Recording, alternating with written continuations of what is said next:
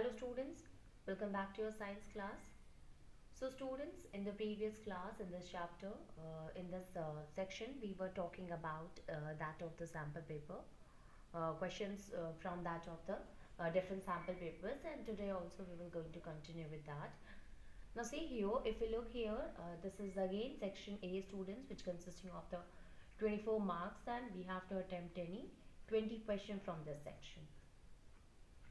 Now see here, question is which of the following statement is or true? So statement is given, that is, on exposure to sunlight for a long duration, silver chloride turns grey due to formation of silver by decomposition of silver chloride, decomposition of chlorine gas from silver chloride, sublimation of silver chloride, oxidation of silver chloride. Basically, formation of a silver by that of the silver chloride. So see here, if we talk about this students, so the first one is the correct. You know that the formation of the silver by the process of the photolytic decomposition. Here, the process which involves the decomposition, the kind of a reaction, it is what? Photolytic decomposition reaction. Okay. And where the silver is formed by that of the silver chloride. Now here one more thing is there, and that is second one, that is also the decomposition of a chlorine gas from silver chloride. No, so answer here it will be the first one only, that the formation of silver by decomposition of a silver chloride is responsible for turning the color gray. Okay. Now here question is that yes. Now see here, question is samples of metals A, B, C and D were taken and added to the solution one by one. The result of obtained have been tabulated as follows. So iron sulfate, copper sulfate, zinc sulfate and silver nitrate is here. Now when you look at it, you will find that iron sulfate, when iron sulfate is added to that of the metal, no reaction has taken place. But in the copper sulfate displacement process has taken place. So you can understand by this that it can be displaced by copper, but no reaction has taken from iron sulfate. It means it is less reactive than that of iron. Then in the metal B, we have seen that when we add that of the iron sulfate to that of B, then displacement process is taking place. So from the first one, we have understood here one thing, that is copper sulfate is what, you know that it is less reactive than that of the iron sulfate. Copper is less reactive than iron. So in the copper sulfate, when metal A is added, metal A will going to displace the copper. It means it is more reactive than copper but less reactive than that of iron. In the second case, you will see that when we added the iron sulfate to B, metal B, then displacement process has occurred, reaction has taken place, but with that of the zinc sulfate, no reaction has taken place. Okay, so we can say here that zinc sulfate, since it is showing no reaction, so it is more reactive than that of the iron sulfate, and yes, that's why the B is what will be it does not react with that, or means it is less reactive than that of the zinc sulfate.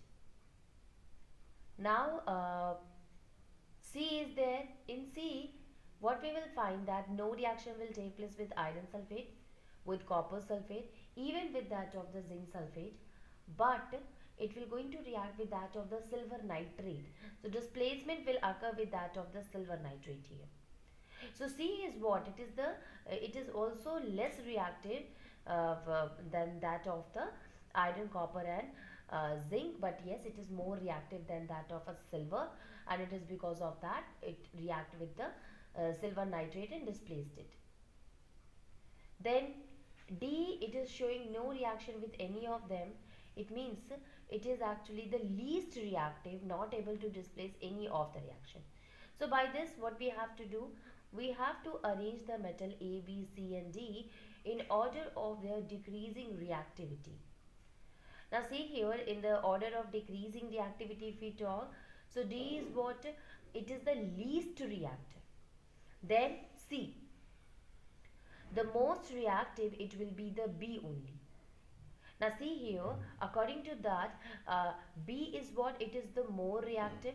And why is it so? It is because you see that it will be displaced by the copper, by the iron. But zinc, with zinc it will not going to show any kind of a reaction. So it is more reactive than iron, but less reactive than that of zinc. And in case of A, it is more reactive than copper, but less reactive than that of iron.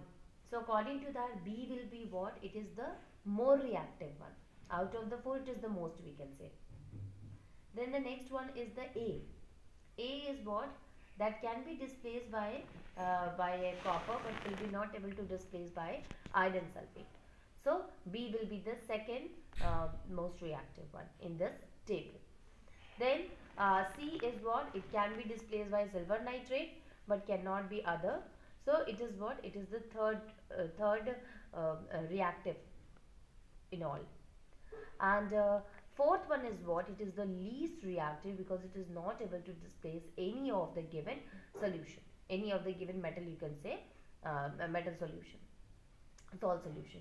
So basically the answer here, it will be D, where B, A, C, D is the correct pattern. D.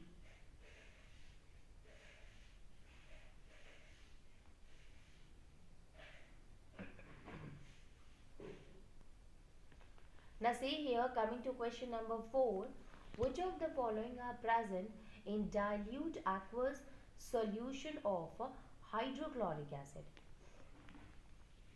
So which of the solution is which of the following is there, students, in the dilute aqueous solution of a hydrochloric acid? So here we can say that see, positive ion H3O positive, negative ion OH negative, positive ion H3O positive, negative ion Cl negative, positive ion Cl positive, negative ion OH negative, positive ion OH positive, negative ion Cl negative. So by this, the dilute aqueous solution of a hydrochloric acid will consisting of a positive ion H3O positive, which is the hydronium ion, and Cl negative will be present there. So B will be the correct answer. Moving on and see here. In the electrolysis of water, name the gas which is collected in double volume than the gas which is collected at anode. Okay. So electrolysis of water occur. So you know that which one is collected in a double volume, students? So according to that, it will be the hydrogen which is collected in a double volume than the gas which is collected at anode. You can also understand by this that the gas which is collected at anode, anode is what? Where the anion will be present there. So it will be the positive charge electrode. So here the oxygen, which is an anion, will going to deposit, while hydrogen ion, in case of a hydrogen ion, hydrogen will going to deposit at the cathode. Hydrogen will going to stick to that of the cathode. Now see here, hydrogen is what? It is the double volume. So answer, it will be the hydrogen only, which is the double volume and which will going to present to that of the cathode side. You can understand by this that cathode is what? Where the cations used to get deposit. So cation is what? It is the hydrogen only. The apparatus given below in the adjoining figure was such as to demonstrate electrical conductivity. Which of the following is or are correct here? So you see here, this apparatus is set up in order to tell the electrical conductivity of the solution.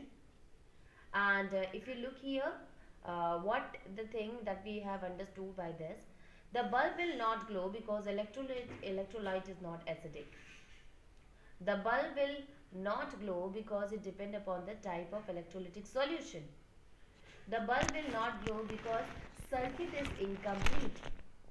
The bulb will not glow because HCl is a strong acid and furnishes iron for conduction. So why the bulb is not glowing is the question. So you see here hydrochloric acid is dilute hydrochloric acid is there. Rubber cork is there, and you'll see that nail is present and it is attached with a bulb with the battery also.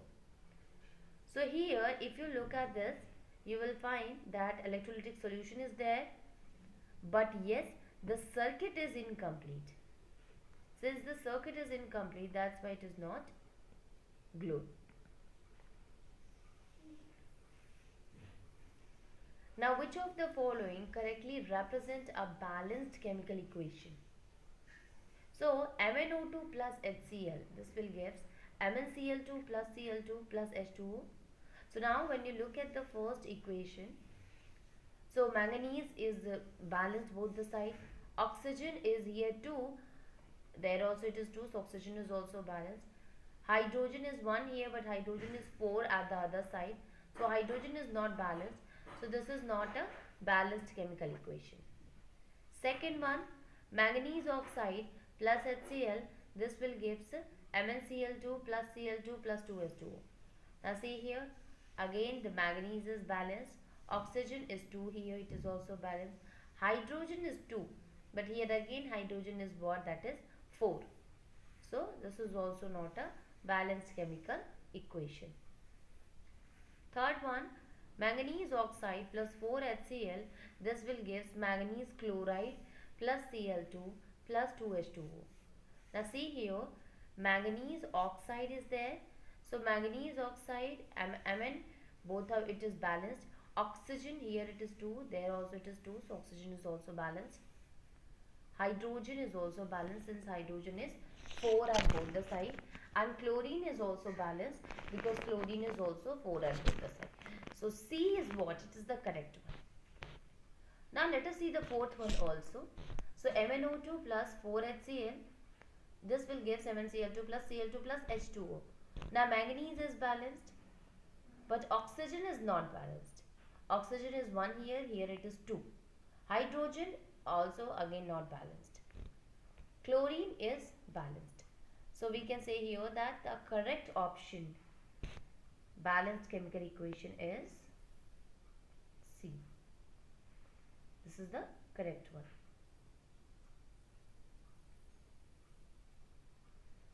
Equal volume of hydrochloric acid and sodium hydroxide solution of same concentration are mixed, and the pH of resulting solution is checked with pH paper. What would be the color obtained? So hydrochloric acid and sodium hydroxide of same concentration are mixed, and then the pH of the resulting solution is checked here. So what will the color, students? That will be green in color, because we know that hydrochloric acid and that of the sodium hydroxide, both are what? One is a strong base and one is the strong acid.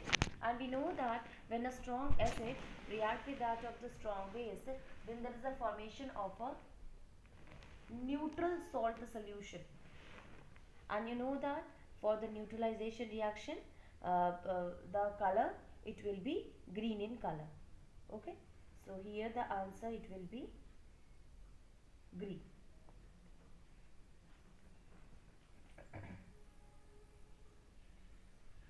Rita was doing an activity and she observed that when a crystal of a copper sulfate are strongly heated, the color of copper sulfate changes from blue to white. Why does so happen? Now see here, as you can see that this copper sulfate on heating, it get converted into white in color. From blue it will turns to white in color. And you can see here in the formula also, it was CuSO4.5H2O, now it becomes CuSO4. So what is the reason behind it? So option is due to photo decomposition of copper sulfate, due to loss of water molecule from copper sulfate, due to oxidation of copper sulfate, due to thermal decomposition of copper sulfate. So photo decomposition of a copper sulfate, no, because we are heating it. Loss of water from copper sulfate, yes. This is the correct option. Okay, it undergoes the decomposition reaction and all, but there is no such decomposition reaction has been taken place. Actually, the change in the color occur because of the loss of water, and that water vapor we can check it while heating it at the neck of the boiling test tube, of the boiling tube. Okay, so when we have taken the dry test tube and added the blue crystal, when we heat it, it will changes its color to blue to white. Okay,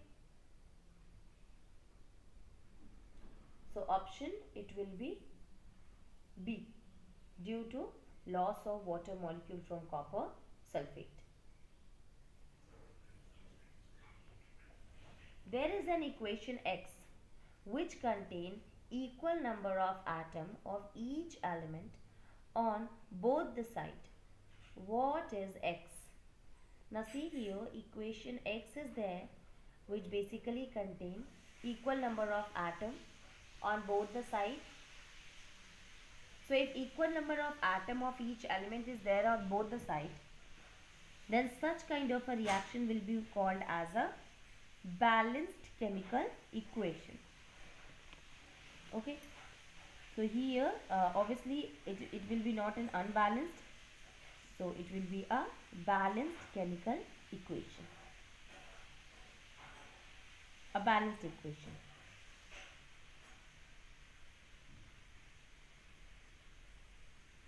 Carefully study the diagram of a human circulatory system with the level 1, 2, 1, 3, 2 and 6. Select the option which gives correct identification and main function. So here all the points are given. 1, 2, 3, 4 it has been pointed out.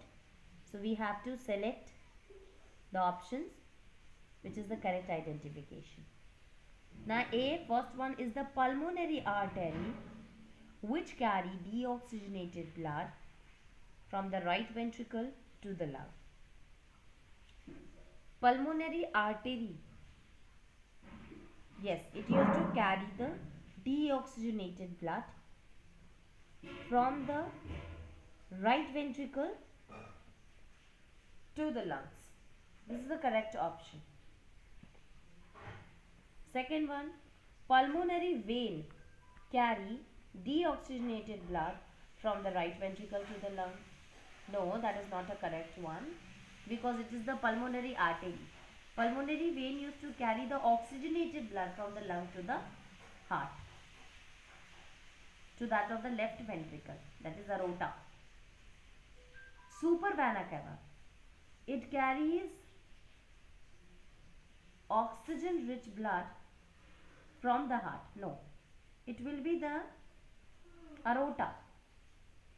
The supravena cava, it will not going to carry that. You know that it is the artery which used to carry that of the oxygenated blood.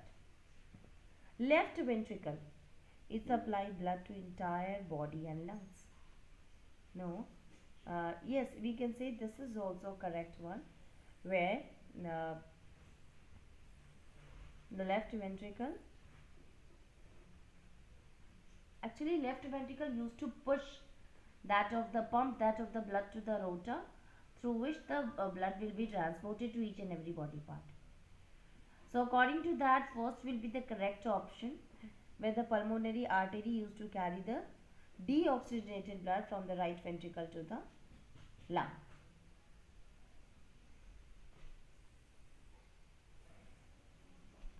Now nephrons are made of a cluster of a thin walled capillaries called, which is associated with the cup-like a structure called, and the long tube which terminate through this capsule.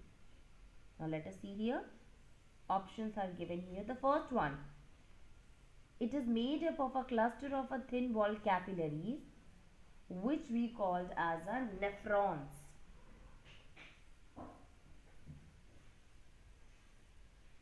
Sorry, nephron are made up of a thin walled capillaries called as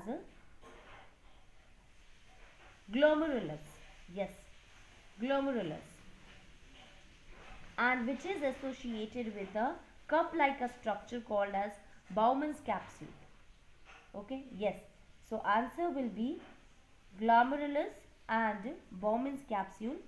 A cup-like a structure will be there. So according to that, first one, it will be the correct option. Glomerulus and Bowman's capsule. The image shows the circulation of blood in fishes and human. You can see here in that of the fishes as well as in the human.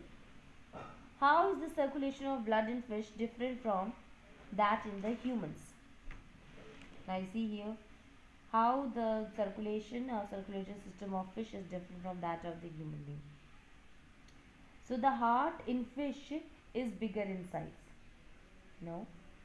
The flow of blood is bidirectional in fish. No. The blood goes through heart only once in fishes. And the heart of fishes has more chamber compared to that of human. You know that it consisting of only two chambers. One is atria, other is ventricle, while in case of a human they are having the two arteries and two ventricles. So obviously the fourth one will also be the wrong answer. So it is the C only, that the blood goes through heart only once in fishes. That will be the correct option. C.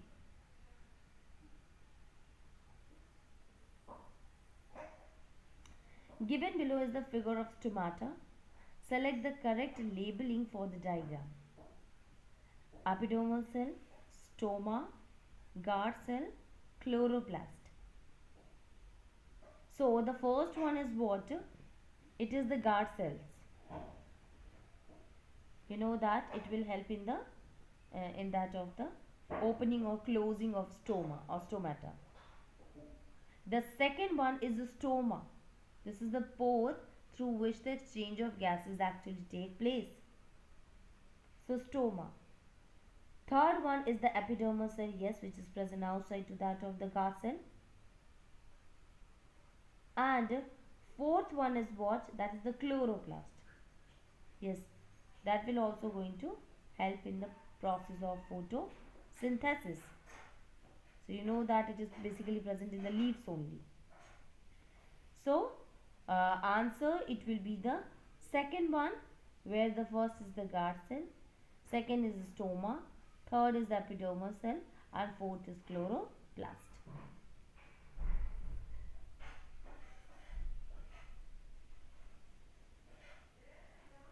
Now see here, role of nasal cavity in human respiratory system is.